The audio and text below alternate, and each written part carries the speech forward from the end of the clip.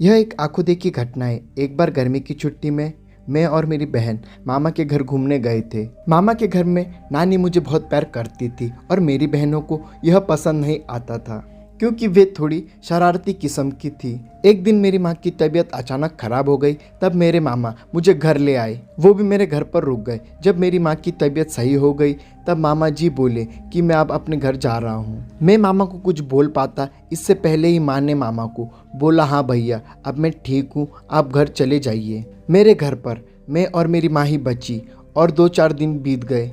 तब एक रात मुझे जोर से प्यास लगी और मैं आंगन में पानी पीने के लिए उठा। तभी मेरी नजर ऊपर गई और मैंने देखा कि धुआं जैसा कुछ उठ रहा है। तब मैंने अपनी माँ को जगाया और माँ को बोला, माँ ऊपर देखो, यह काला काला धुआं कैसे उठ रहा है। मेरी माँ समझ गई कि यह मेरी चाची की आत्मा है जो मुझे लेने आई थी, क्योंकि मरने से पहले मेरी चाची ने कहा था कि मैं तुम्हारे बड़े बेटे को छोड़ूंगी नहीं।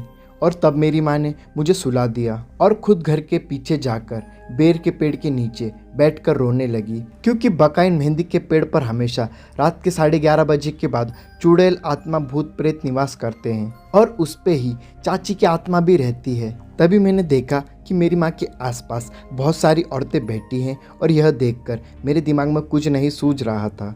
और जब हम 8वीं कक्षा में पढ़ा करते थे तब गुरुजी ने बताया था कि कभी भी भूत प्रेत आत्मा जैसी चीजें दिखाई दे तो गायत्री मंत्र का जाप करो या फिर बजरंग बली का नाम लो तो आत्मा वहां से डरकर भाग जाएगी। और उस वक्त ये बात मुझे याद आ गई और मैंने वैसा ही किया जैसे गुरुजी ने बताया था और आज मैं और मेरी माँ सही सलामत हैं। लेकिन जब से मेरी माँ के साथ ऐसा हादसा हुआ है तब से माँ को थोड़ी भूलने की बीमारी और थोड़ी डरने की बीमारी हो गई है और साथ ही माँ एक कमरे बंद रहने लगी क्योंकि बाहर अभी भी चाची की आत्मा दिखाई देती है।